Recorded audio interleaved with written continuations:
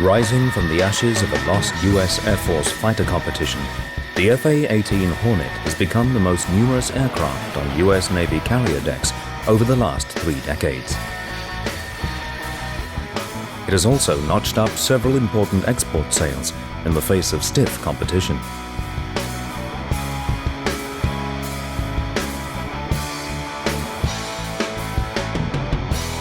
Versatility has been the key to this success. The Hornet can undertake a wide range of missions with equal ease and perform them all with distinction. It has gone to war in the fighter role. It has played the deadly cat-and-mouse game with air defense radars and won. And it has pounded ground targets with unerring accuracy.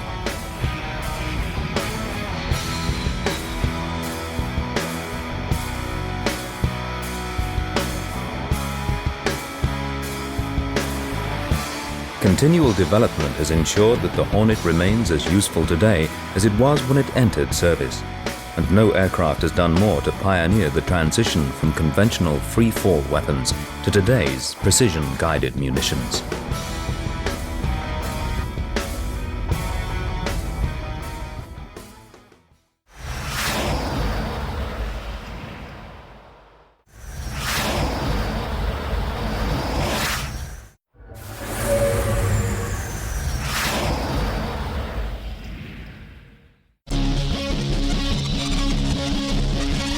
While it packs a hefty punch, the Hornet is a relatively small aircraft, and large numbers can be carried on deck.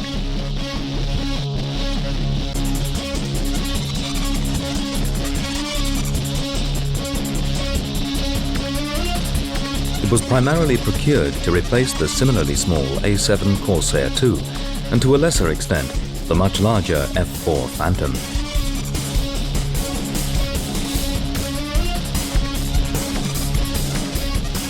The aircraft is relatively light compared to its deckmates, with a typical maximum launch weight of around 52,000 pounds. Its maximum carrier landing weight is 33,000 pounds, which in turn limits the amount of fuel and weapons it can bring back to the boat. Maximum bringback is 5,500 pounds, which must include a significant fuel reserve. Certain large weapons must be fired or jettisoned before the Hornet can land. Another drawback of the Hornet is its limited range, which typically limits combat radius to around 400 nautical miles. The short legs of the type has been the source of constant criticism throughout its career and was one of the many factors which spurred development of the larger Super Hornet. Because it has simple fixed intakes, the Hornet's top speed is limited to just over Mach 1.8. However, for an aircraft that is expected to do virtually all of its fighting in the high subsonic and transonic regimes, out-and-out speed was never an important design consideration. Much more important, though, is maneuverability, and the Hornet's configuration confers it with outstanding agility. The aircraft's high angle of attack performance is particularly impressive, mainly due to the leading-edge extensions and powerful control surfaces. The original design called for a 125-knot carrier approach speed, but this was subsequently increased to 134 knots for production aircraft. As the weight of the aircraft has grown over the years with the addition of new equipment, so the typical approach speed has risen. A late production aircraft with a full bringback allowance approaches at around 145 knots, a high figure for a carrier aircraft. Offsetting this is the Hornet's renowned stability on the approach, aided by a reliable auto-land system.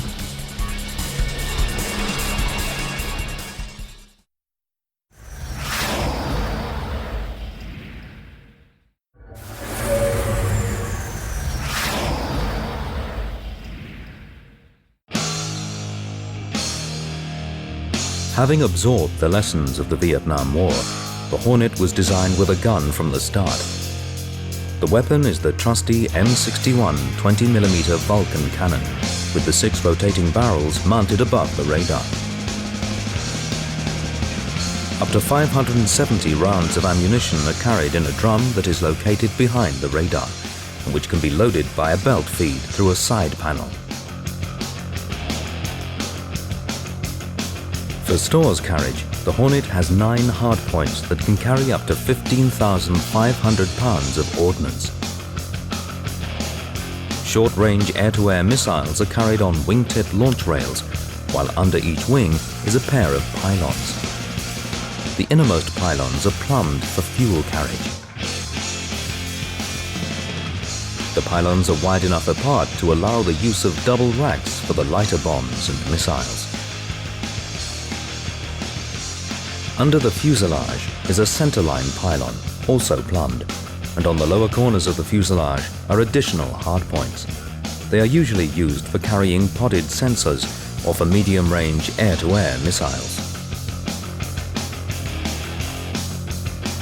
For virtually every mission, the Hornet carries sidewinders on its wingtip rails. For much of the Hornet's career, the AIM-9L and M were the principal versions. Today, the AIM-9X is the main sidewinder version, with cropped fins, thrust vectoring, and an imaging infrared seeker. It is extremely maneuverable and deadly.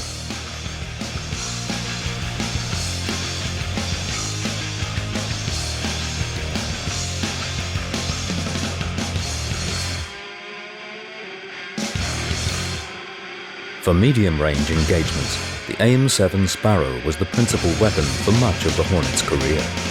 Indeed, it was the ability to carry the weapon that was one of the factors in the F-18 winning the Navy's competition in the first place.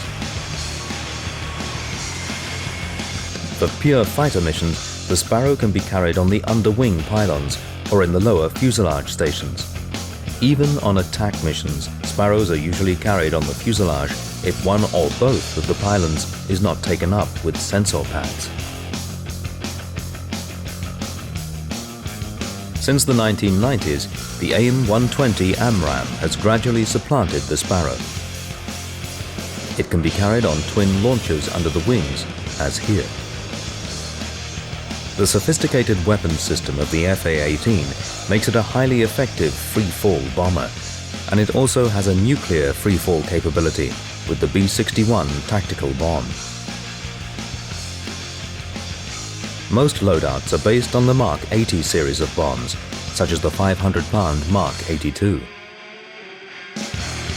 the 1,000-pound Mark 83, and the 2,000-pound Mark 84. A variety of cluster weapons was also available, the most important being the Mark 20 Rockeye, seen here.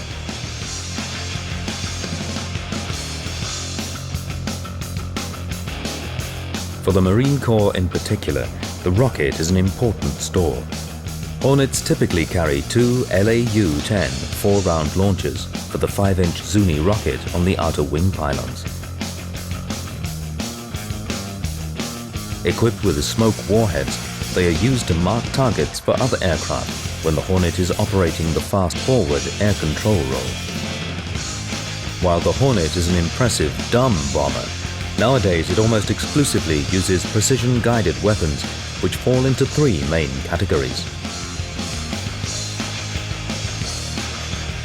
Firstly, it can carry laser-guided bombs, guided by an onboard sensor pod. The Navy uses the 500-pound GBU-12 and 1,000-pound GBU-16 as its main LGBs. The larger GBU-10 and GBU-24 in the 2,000-pound class are also options for the Hornet. The second principal guidance method is electro-optical, employing a seeker in the nose of the weapon that operates in either daylight or in infrared. The image is displayed on a screen in the cockpit, and the pilot locks on the seeker to the intended target. The missile or bomb then uses an auto-tracker system to fly itself to the designated point. For short-range attacks, the AGM-65 Maverick is the primary EO weapon. Heavier EO-guided weapons are the AGM-62 Walleye. and the AGM-84E Standoff Land Attack Missile, or SLAM. For these weapons, the Hornet carries an AWW-9 data link pod on the center line. A further development is the AGM-84H Slammer. This weapon has pop-out wings for increased range and an infrared seeker for terminal guidance.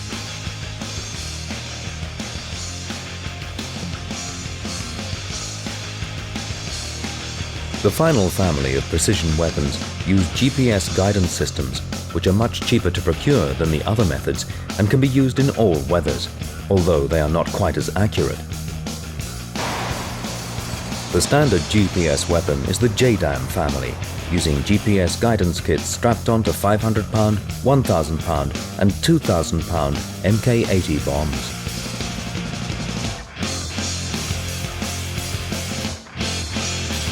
The F-18 was the first aircraft to use the AGM-154 Joint Standoff Weapon, or JSOW, in combat. This is a modular family of glide weapons that employ pop-out wings to achieve ranges up to 40 nautical miles. The payload consists of combined effects munitions or anti-armor bomblets, or a unitary penetrating warhead.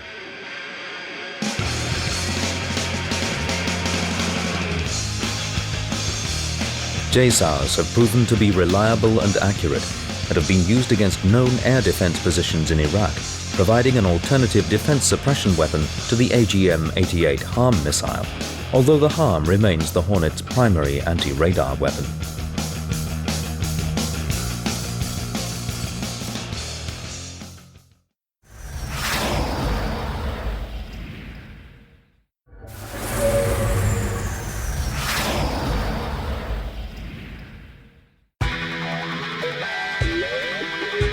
The Hornet's radar has lain at the heart of the aircraft's exceptional abilities since the early days. Developed by Hughes, the APG-65 leveraged technology from the F-15's APG-63 radar and packed it into a compact unit, offering a wide array of operating modes. As soon as it reached the fleet, the APG-65 became the benchmark by which all other multi-role fighter radars were measured. In 1994, a new radar reached the operational units. Based on some components of the APG-65, the APG-73 was even better, with much faster processing and increased memory. This allowed it to work in even more modes and with expanded capability. In the air-to-air modes, the APG-73 can break out individual aircraft in formations at much greater distance than was previously possible, while it gives superb ground mapping for air-to-ground attacks. The US Navy retrofitted the radar to all but its earliest F-18Cs, and several of the export customers have also upgraded their aircraft.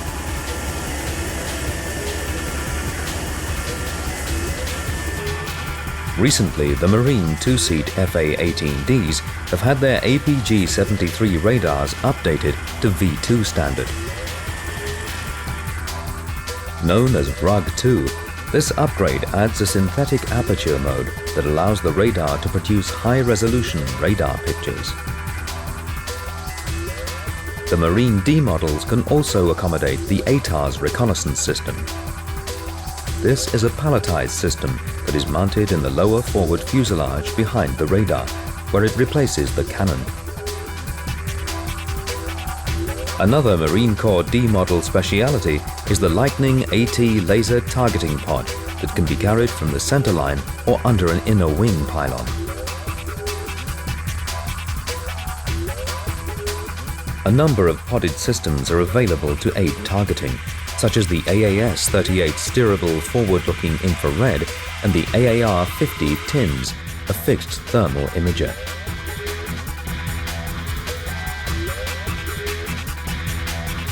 On the starboard side, the Hornet can carry the ASQ-173 laser spot tracker and strike camera.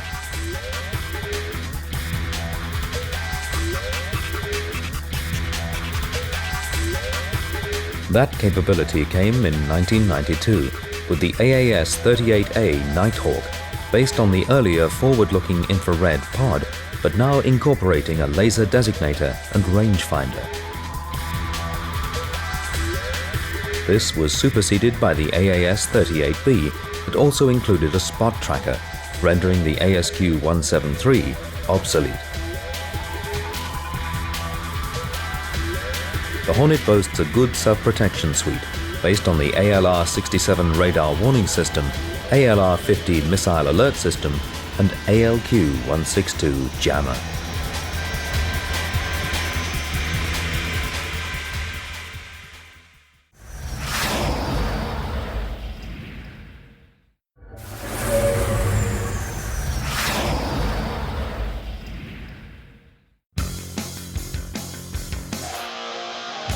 The Hornet introduced a great many innovations, but none was more radical than the new cockpit, which represented a revolution in pilot workstation design.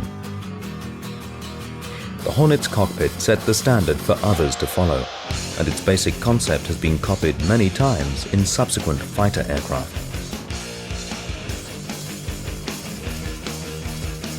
The pilot sits on a Martin Baker SJU-5 ejection seat with full zero altitude, zero speed capability.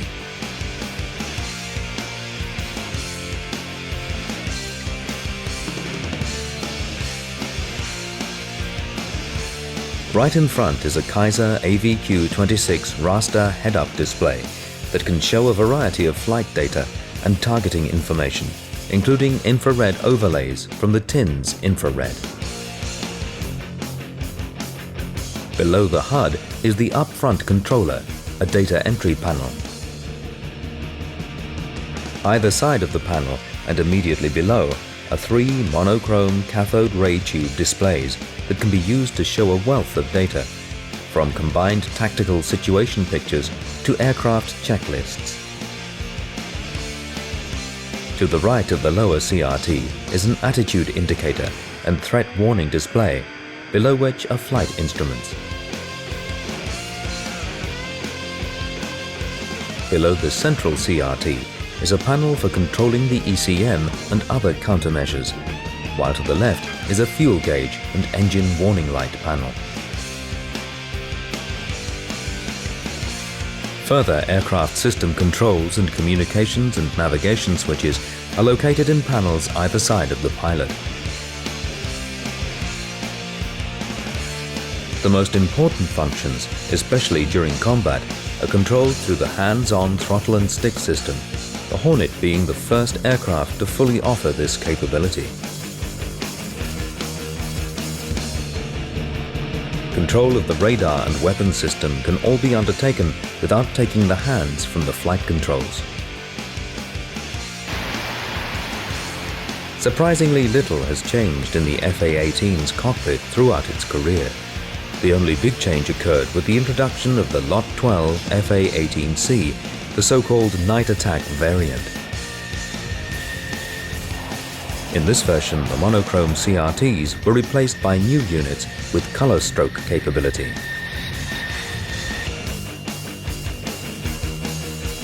Although the cockpit remains essentially the same, for the US Navy pilot, a significant capability increase has been achieved with the adoption of the Joint Helmet-Mounted Cueing System, which projects targeting data onto the helmet visor.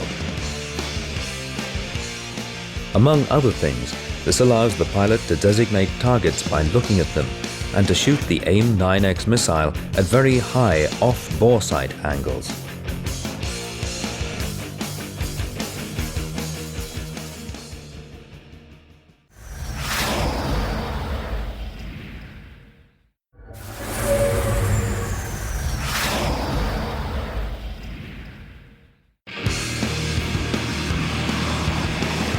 From the outset, the Hornet was blessed with good engines in the form of the General Electric F404. This was developed from the YJ101 engine fitted to the YF17 that preceded the F-18 design. The F404 had a slightly larger fan for improved efficiency, and in its original -400 form, produced around 16,000 pounds of thrust in full afterburner. It was noted for reliability and tolerance to airflow disturbances.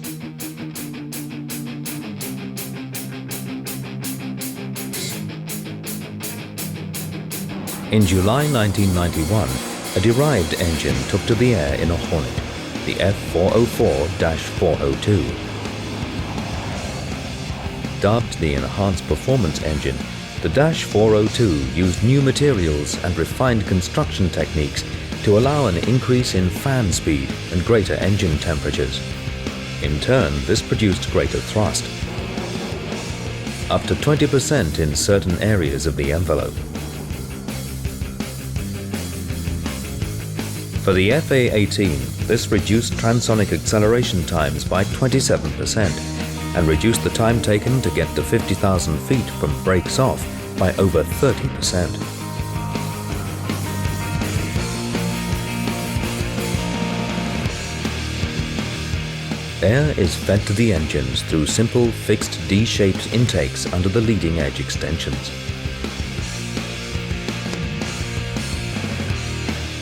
While the intakes cannot be reconfigured for high Mach flight, their position ensures good airflow capture even at very high angles of attack.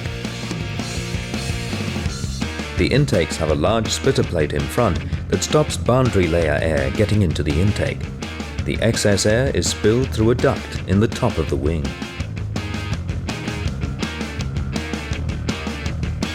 The compact size and thin wing of the Hornet did not provide an enormous area to house fuel, but the designers crammed in as much as they could. The interspar area of the non-folding wing section forms integral tanks, and most of the center fuselage barrel aft of the cockpit and forward of the engines is given over to fuel carriage. Poor range has been the Hornet's Achilles heel throughout its life, and at least one 330-gallon tank is carried on all missions, and often three.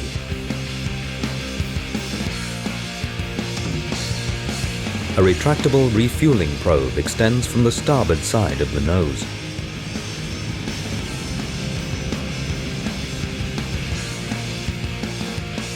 As with all carrier aircraft, the undercarriage is immensely strong and can cater for sink rates of over 5 meters per second.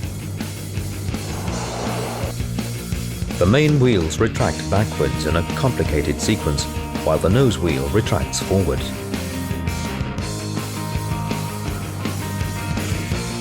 Under the tail is a strong arrestor hook.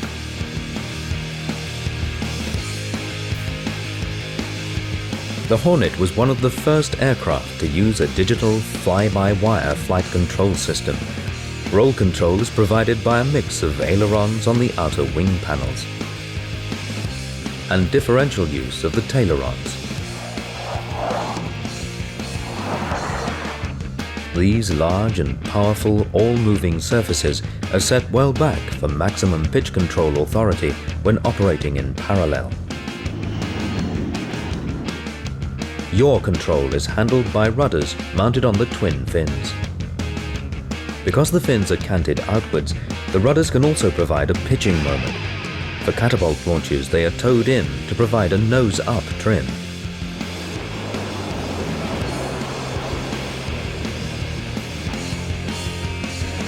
At low speed, the Hornet deploys a range of high-lift devices, including slotted flaperons on the inner wings. As their name suggests, they can augment roll control at low speeds. The outboard ailerons also droop at low speed to give extra lift, as do the two sections of leading edge flaps. These are also deployed automatically to increase maneuverability in air combat. Completing the control surfaces is an air brake mounted between the fins.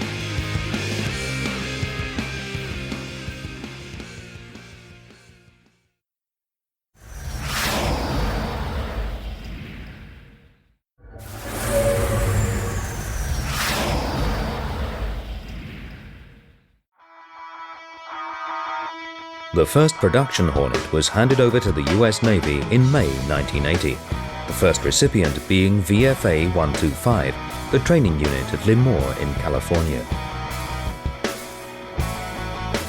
The first frontline unit was VMFA 314 of the Marine Corps, which gained operational status in January 1983. The first frontline Navy unit was VFA 113. The US Navy eventually equipped 24 frontline squadrons with the type, plus 2 training squadrons and 4 reserve units. In addition, there were several test units and 5 squadrons that used the Hornet as an adversary craft.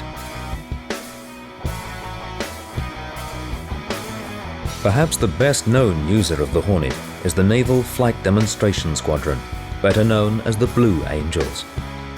The Blues have a total of 8 F-18As and a single F-18B assigned, and are normally based at Pensacola in Florida, the home of US naval aviation training.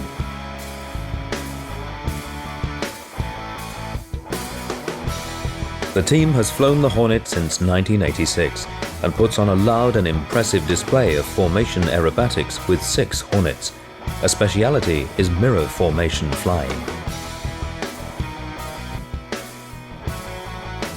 The Marine Corps equipped 13 frontline squadrons with single-seat Hornets and 6 with 2-seat FA-18Ds.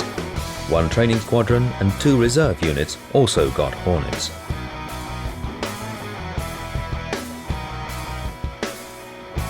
Regular Navy FA-18 units were allocated to carrier air wings, 2 or occasionally 3 at a time. For a while, the carrier Coral Sea operated with an air wing including 4 squadrons of Hornets and no other fighter type.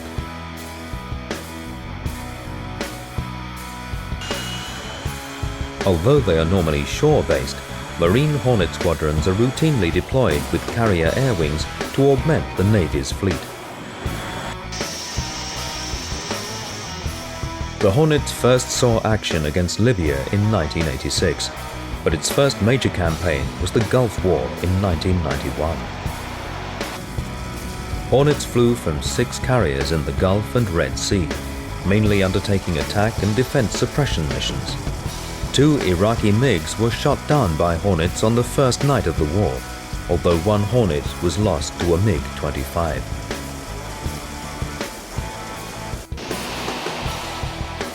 Six squadrons of Marine single-seaters flew from bases in Saudi Arabia, together with a single unit of 2-seat FA-18Ds. While the D models worked as fast-forward air control aircraft, the Cs pounded targets in Kuwait and then provided close support for troops as the ground war got underway.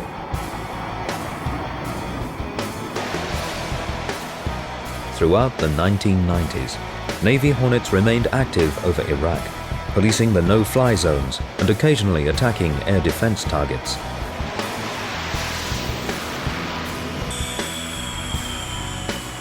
As the decade progressed, the US Navy became increasingly embroiled in the Balkans conflict, with Hornets again providing aerial policing and engaging in the occasional set-piece attack. As well as Navy Hornets flying from carriers in the Adriatic, Bosnia operations were undertaken by 2-seat Marine aircraft flying from Italy. When the US attacked Afghanistan in 2001, Navy Hornets were again on hand to add their muscle to the aerial onslaught. However, owing to the distances involved and the short range of the FA-18, they were not as influential as in other conflicts.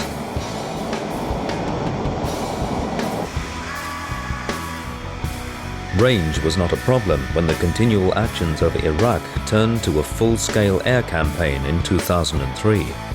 Hornets from 6 carriers were involved, as well as Marine aircraft flying from Kuwait. Most of the weapons dropped were precision-guided, including large numbers of JSOW standoff GPS-guided weapons.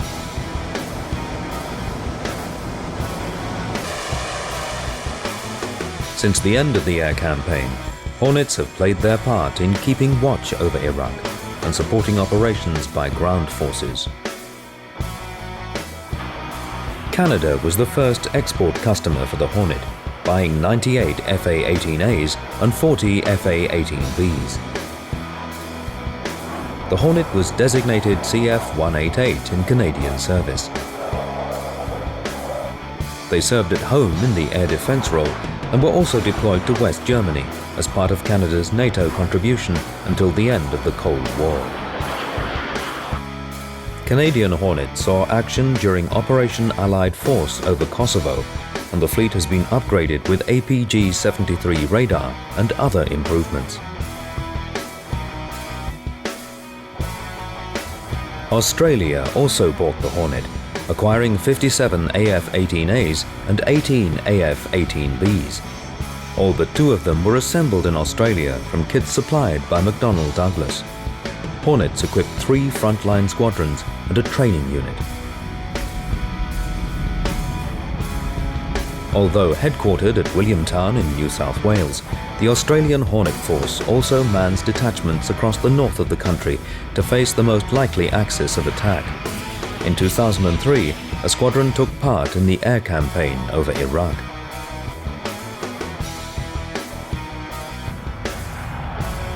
Originally procured mainly for air defense, the fleet has acquired more and more ground attack capability, which now includes JDAM weapons.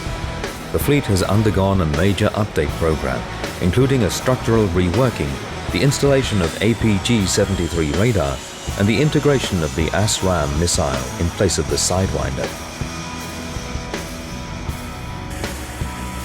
The third customer for the first-generation Hornet was Spain, which bought 60 EF-18As and 12 EF-18Bs. It later acquired 24 former US Navy aircraft. Spain's aircraft operate in a variety of roles, including air defense with AMRAAMs and Sidewinders and ground attack.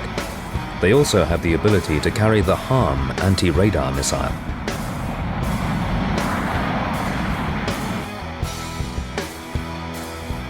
Spanish Hornets first saw action over Bosnia in 1995, dropping LGBs. They were also very active during the 1999 Allied Force campaign over Kosovo, including anti-radar missions with HARM-equipped aircraft. The fleet has been progressively updated, including the installation of APG-73 radar.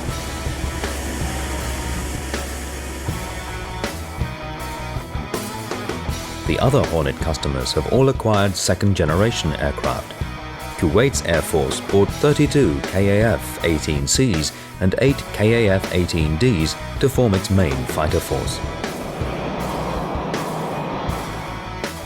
Malaysia acquired 8 FA-18Ds to fulfill a strike role. In Europe, Finland acquired 57 F-18Cs and 7 F-18Ds, with the single-seaters being assembled in Finland by Valmet. Switzerland bought 26 FA-18Cs and 8 FA-18Ds, and all but the first examples of each were assembled in Switzerland by F&W. Thailand ordered the Hornet, but could not pay for them due to the Asian financial crash, and the export customer list remained at 7. The Hornet has been out of production since 2000, and any potential customer now is offered the larger and more expensive Super Hornet. Nevertheless, thanks to recent upgrades, the main overseas operators will be flying their Hornets for many years yet.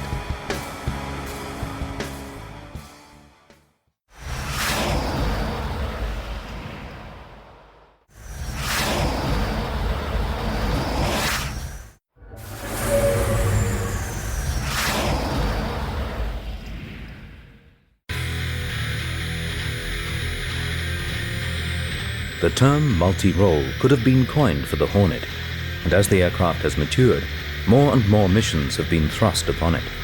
As the bread-and-butter aircraft of the US Navy's Carrier Air Wing, it is called upon to conduct a wide variety of missions, from fleet defense to pinpoint strikes.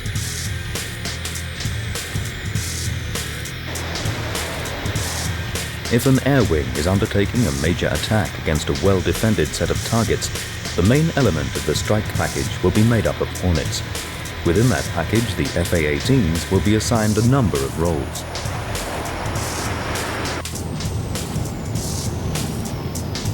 Leading the package will be an element assigned to the suppression of enemy air defenses. Hornets can be used in two main ways against enemy radars: to attack the sites with anti-radar missiles and to decoy the air defense system. In the decoy role, Hornets carry either the Tactical Air-Launched Decoy, or TALD, or its powerful ITALD derivative. Up to 20 TALDs can be carried, but a more normal load would be 6.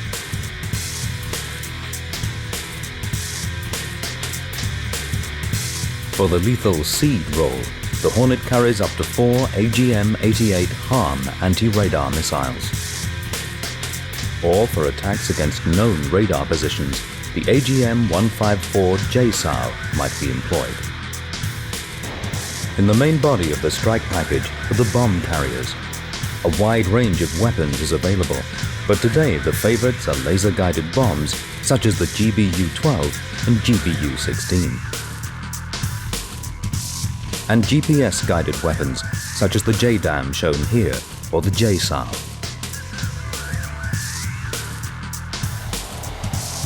Aircraft are armed according to their role in the package, while a launch sequence is planned to ensure that the aircraft take off in their assigned order.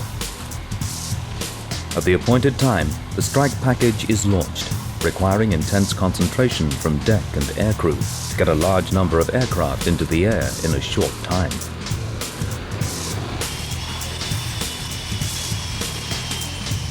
Each Hornet taxis onto the assigned catapult and is attached to the shuttle by a launch bar on the nosewheel leg. A blast deflector is raised behind the aircraft as the engines are spooled up to full power. A signal from the catapult officer releases the holdback and the Hornet is flung into the air. The aircraft has an auto-launch facility that automatically trims the aircraft for climb. The pilot keeps his or her hands off the controls throughout the catapult stroke and only takes control when the aircraft is in the air.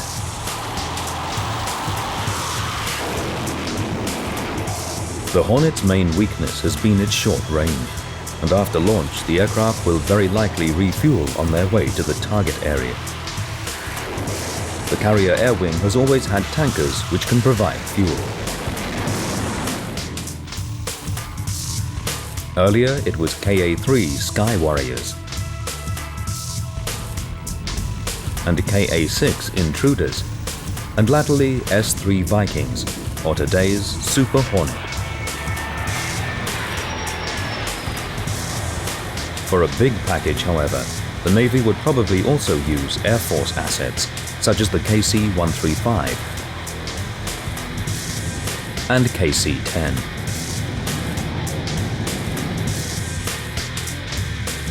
As the package nears the target area, the first goal is to degrade the defenses as much as possible. Other aircraft, such as the Super Hornet and previously the Tomcat, are employed against enemy fighters, although the Hornet has a potent air-to-air capability of its own and can self-escort when necessary.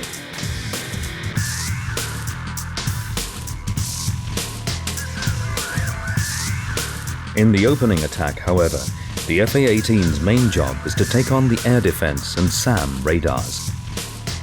This entails a carefully timed launch of decoys and harms. The TALDs are launched toward the target area. The decoy deploys pop-out wings and is essentially a tiny aircraft.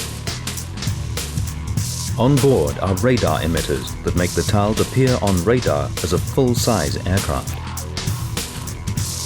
Air defense radar operators see the swarm of decoys as the first wave of an attack package heading their way, and instruct the SAM sites to switch on their own radars to track the incoming targets.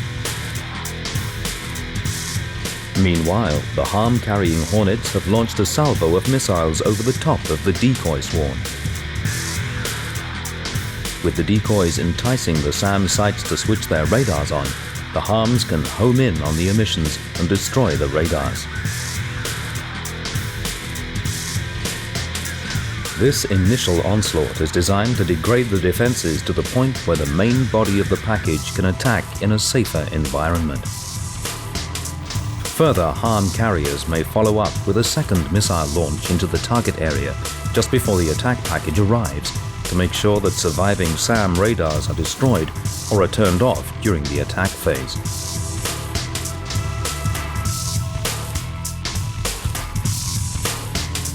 Next in are the bomb carriers, using the precision capabilities of the laser and GPS-guided weapons to hit their targets accurately while staying outside the envelope of anti-aircraft artillery and short-range SAM systems.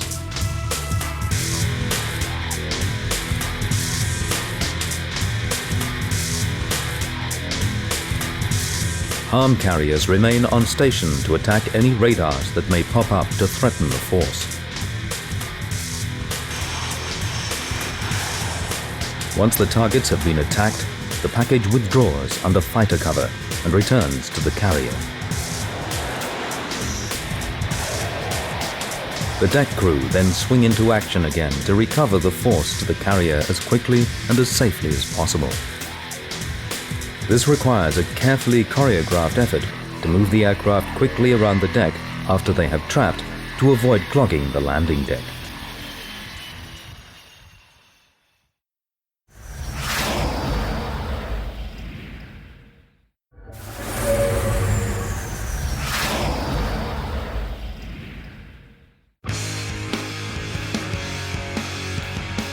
On the 13th of January 1975, the US Air Force announced that it had chosen the General Dynamics F-16 as a lightweight fighter to complement the heavyweight F-15 Eagle. The F-16 had beaten a twin-engine, twin-fin design from Northrop, known as the YF-17. At the same time, the US Navy was looking for a lightweight partner for the F-14 Tomcat. Whereas the F-16 was ideal for the Air Force, the YF-17 was a more attractive proposition for the Navy. It had two engines for a start, making it safer to operate over water, and its design appeared to offer greater potential for growth into a multi-role warplane.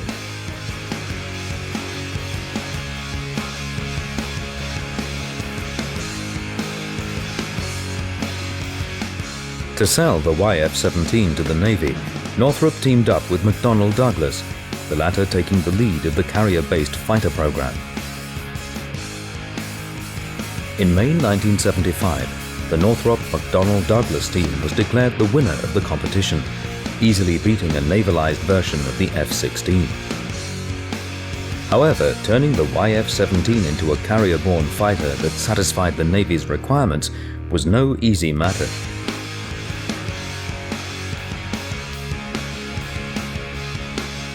Superficially at least, the new McDonnell Douglas F-18 Hornet looked very similar to the YF-17, but it was in most respects a new aircraft. The wings were enlarged, the structure was considerably beefed up, and the aircraft itself was larger. The latter was in part due to the need to accommodate a large radar antenna. What it did share with the YF-17 was a winning aerodynamic configuration. The wings were of simple trapezoidal shape, with the outer panels folding upwards for carrier stowage. Ahead of the wings were large leading-edge extensions that provided excellent maneuverability in the all-important transonic speed regime and excellent high angle of attack agility. The leading-edge extensions created powerful vortices that streamed back over the wing, but this in turn required twin fins to be fitted to maintain stability. Later, two fixed strakes were fitted above the extensions to break up the vortices and reduce buffeting on the fins at high angles of attack. The prototype was unveiled at McDonnell Douglas's plant at St. Louis in 1978. And Jack Krings took the aircraft aloft for the first time on the 18th of November.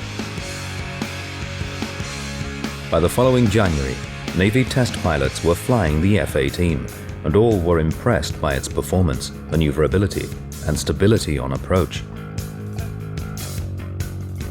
Altogether, 9 single-seat F-18As and a pair of two-seat TF-18A prototypes were assigned to the flight test program. Carrier tests began in October 1979 and revealed no flaws.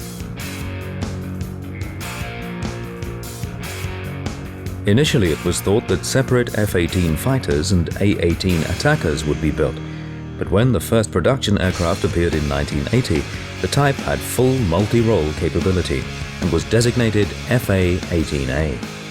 The two-seater became the FA-18B.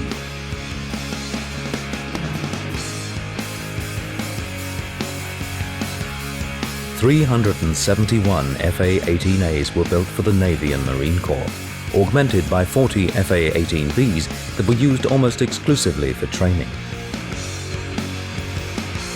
Fitting the second seat in the Hornet reduced internal fuel capacity by about 6%. Exports accounted for another 285 first-generation Hornets. In 1986, production switched to the FA-18C variant, the first example of which flew on the 3rd of September that year. The C model brought together a whole host of improvements, mainly concerning avionics and cockpit upgrades, and the ability to carry the AMRAAM missile. Over 780 FA-18Cs and two-seat Ds were built. Although the basic designation remained unchanged, there were several notable improvements introduced during the course of production. From 1992, aircraft were delivered with the upgraded APG-73 radar and the Dash 402 enhanced performance engine.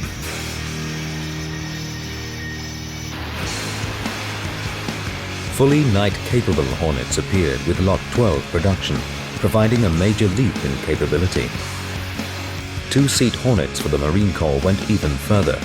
Both cockpits were given a full mission system so that the aircraft could operate as a sophisticated strike aircraft in much the same vein as the F-15E.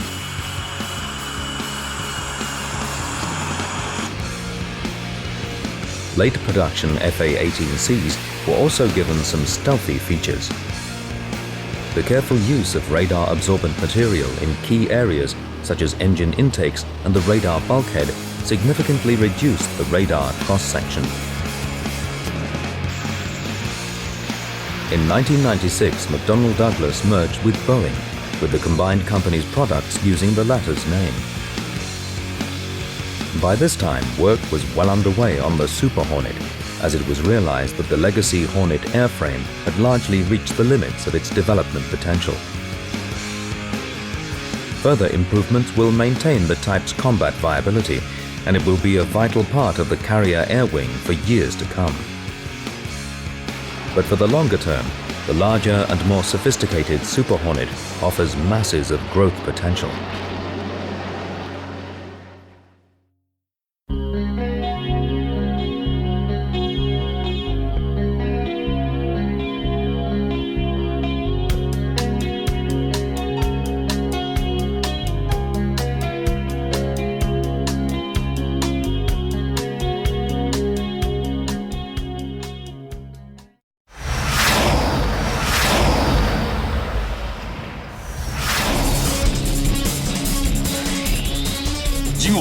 F4 ファントム2。冷戦時代の西側を代表するこの多用途戦闘機は5195機という大量な数が生産され、多くの国で装備されました。今日でも第一戦機として配備している国は少なくありません。次号ではこの F4 の全貌に迫ります。次号もぜひお買い求めください。